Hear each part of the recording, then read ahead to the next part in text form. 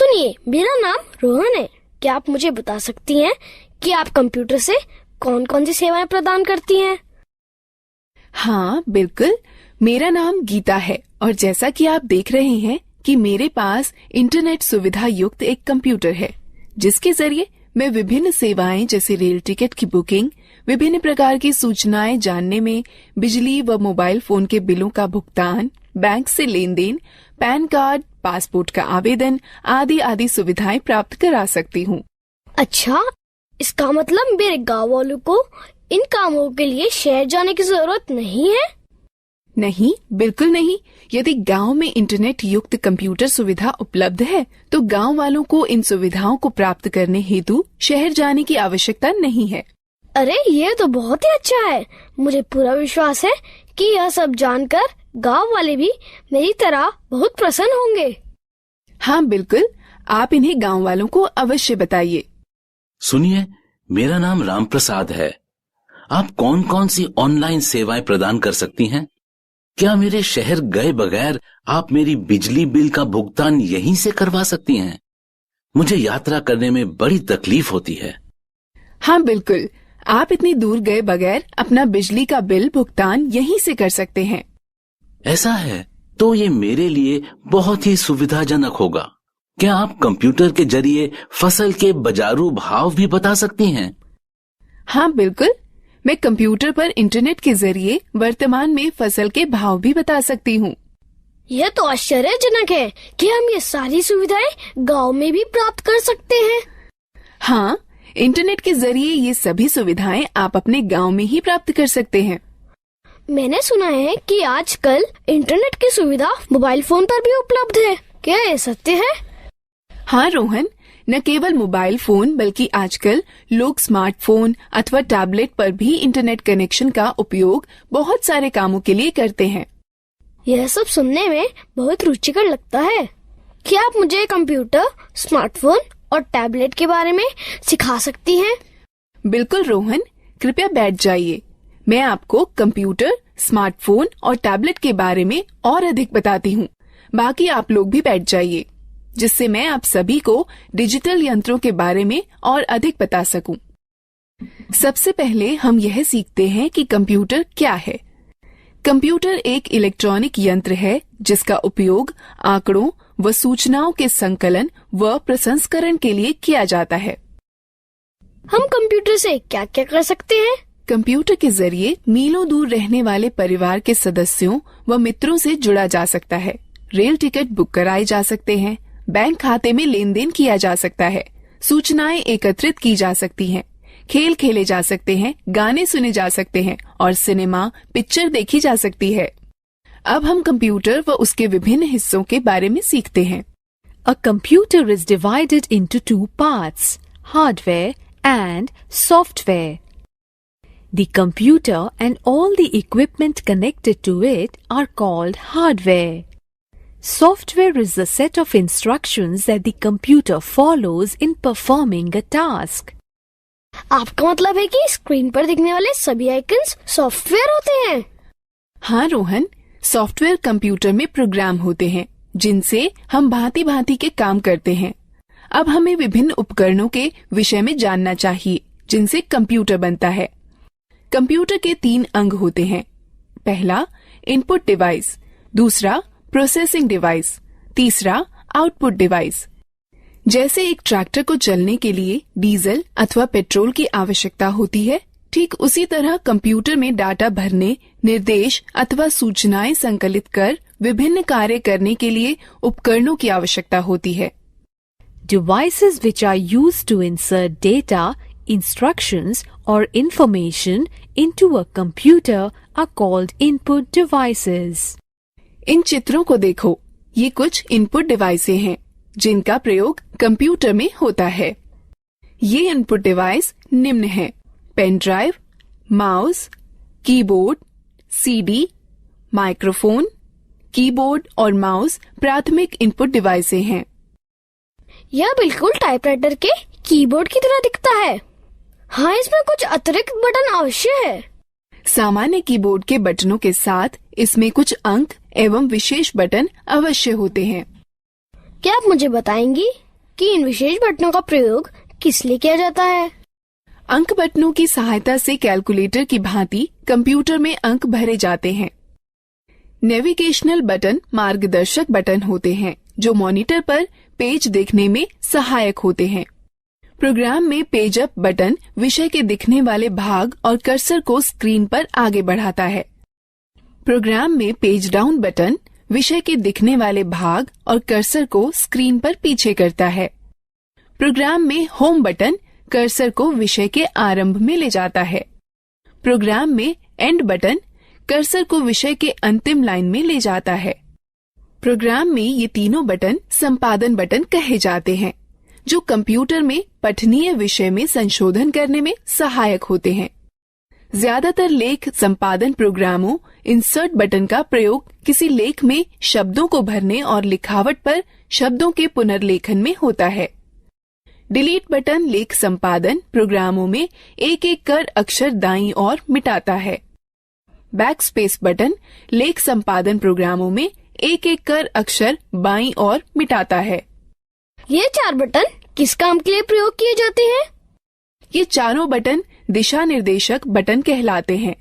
ज्यादातर लेख संपादन प्रोग्रामों में ऊपर की तरफ तीर के निशान वाला बटन कर्सर को स्क्रीन पर ऊपर की ओर ले जाता है।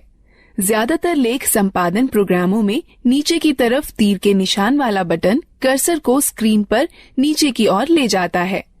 ज्यादातर लेख संपादन प्रोग्रामों में बाईं की तरफ तीर के निशान वाला बटन कर्सर को स्क्रीन पर बाईं की ओर ले जाता है।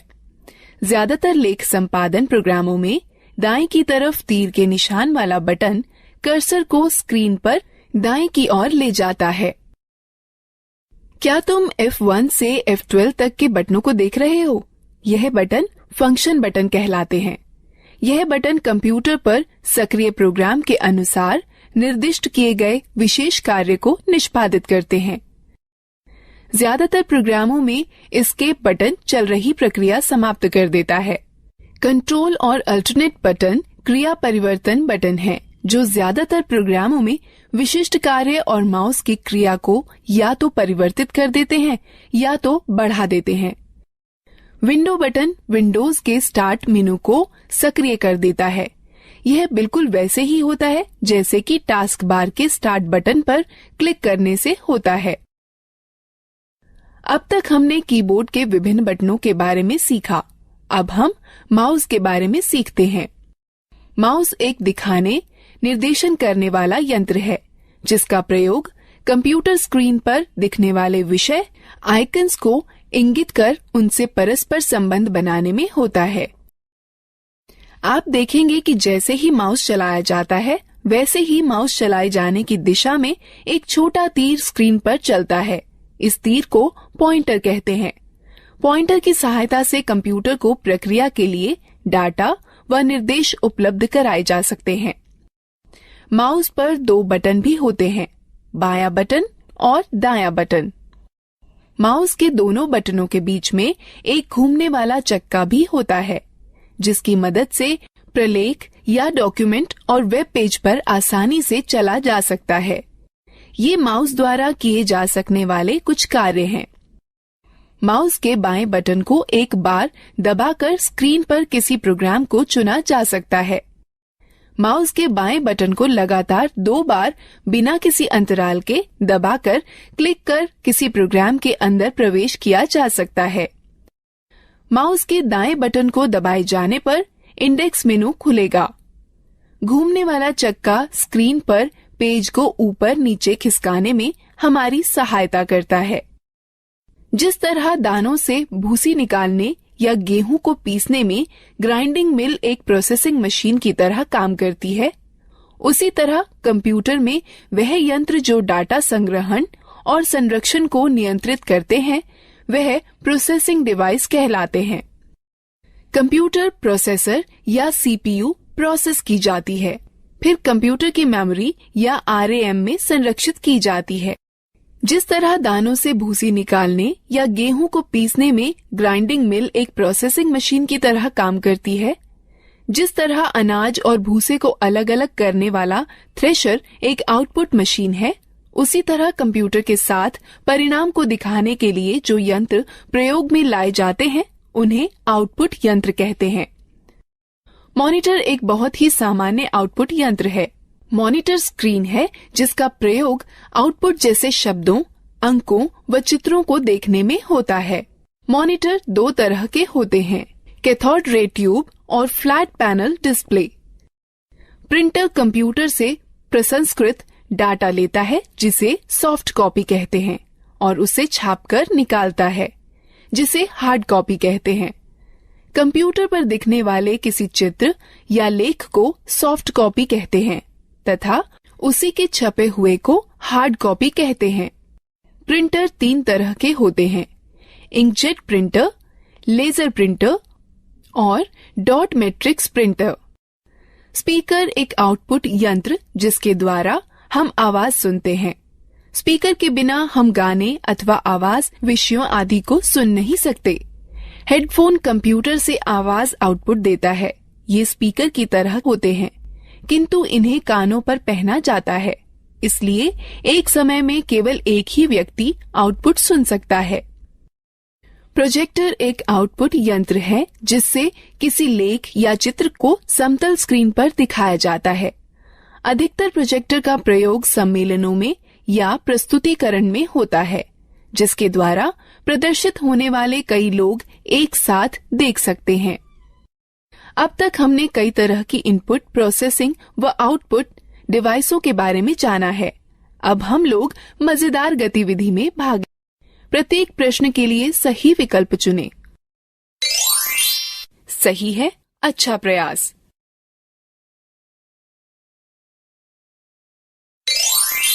सही है, अच्छा प्रयास।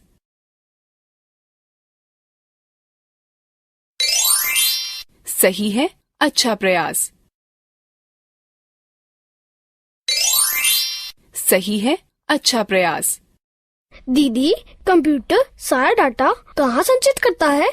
जिस तरह तुम्हारा दिमाग बहुत सी आवश्यक चीजों को याद रखने में तुम्हारी मदद करता है, उसी तरह कंप्यूटर डाटा संचित करता है जिसे कंप्यूटर मेमोरी कहते हैं।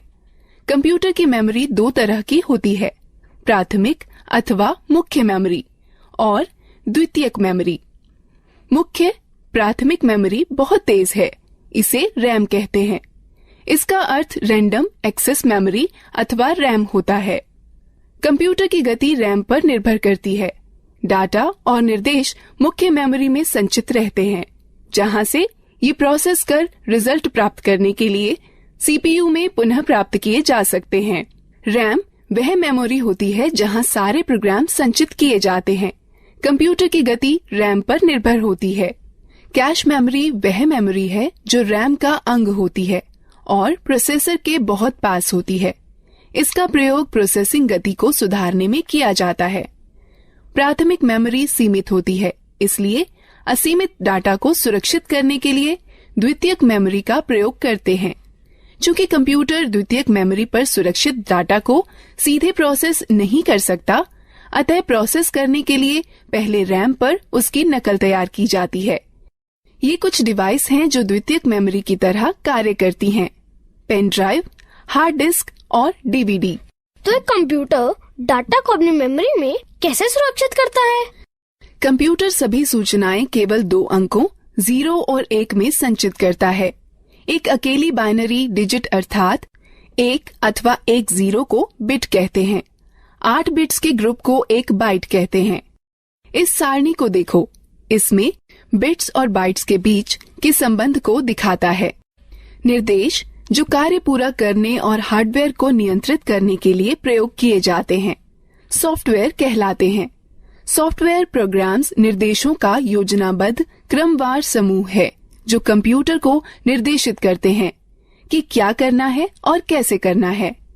सॉफ्टवेयर दो प्रकार के होते हैं, एप्लीकेशन सॉफ्टवेयर और सिस्टम सॉफ्टवेयर। एप्लीकेशन सॉफ्टवेयर वो प्रोग्राम होते हैं जो उपयोगकर्ता को कंप्यूटर में विशिष्ट कार्य को पूरा करने में मदद करते हैं। माइक्रोसॉफ्ट वर्ड और open office draw application software के उदाहरण हैं, जो प्रोग्राम कंप्यूटर हार्डवेयर से सीधे जुड़े होते हैं। सिस्टम सॉफ्टवेयर कहलाते हैं। कंप्यूटर चलाने के लिए आपको एक ऑपरेटिंग सिस्टम की आवश्यकता होती है, जो एक सिस्टम सॉफ्टवेयर है। हमारे आगे बढ़ने से पहले इस एक्टिविटी में भाग लेते हैं। प्रत्येक प्रश्न के लिए सही विकल्प चुनें। सही है, अच्छा प्रयास।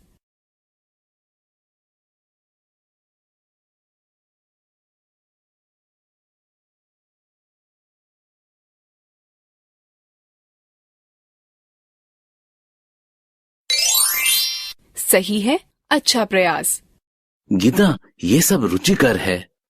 मैंने पहले कभी भी कंप्यूटर नहीं चलाया है। क्या तुम मुझे बता सकती हो कि कंप्यूटर कैसे स्थापित किया जाता है और कैसे चलाया जाता है? अवश्य चाचा, मैं सब कुछ समझा दूंगी। सबसे पहले मैं आपको कंप्यूटर के विभिन्न अंगों से परिचित कराती हूँ। यह मॉनिटर है। यह टेलीविजन की तरह है और इसकी स्क्रीन पर आउटपुट देखा जाता है। यह सिस्टम बॉक्स है। इसमें सेंट्रल प्रोसेसिंग यूनिट अर्थात सीपीयू होता है। यह सीपीयू ही कंप्यूटर का मुख्य दिमाग होता है। यह कीबोर्ड और माउस हैं। यह दोनों इनपुट डिवाइस हैं, जिसके द्वारा कंप्यूटर में डाटा भरा जाता है। कंप्यूटर को जोड़ने के लिए सबसे पहले उसे मेज पर रखिए। तब सिस्टम बॉक्स के बगल में मॉनिटर रखिए। सिस्टम बॉक्स के पीछे का भाग देखिए। इसमें विभिन्न डिवाइसें जोड़ने के लिए खांचे बने हैं, जिन्हें पोर्ट कहते हैं। अब इस तरह से मॉनिटर सिस्टम से जोड़ा जाता है। सिस्टम बॉक्स वीडियो पोर्ट को वीजीए पोर्ट कहते हैं। इससे मॉनिटर को जोड़ने वाले तार को वीजीए केबल कहते हैं। वीजीए केबल के एक सिरे को सिस्टम के वीजीए पोर्ट से तथा दूसरे को मॉनिटर से जोड़ा जाता है। कीबोर्ड दो प्रकार के कनेक्टर वाले होते हैं, PS2 कनेक्टर अथवा USB कनेक्टर। कीबोर्ड को कनेक्ट करने के लिए उसके कनेक्टर को सिस्टम के उपयुक्त पोर्ट में जोड़ा जाता है।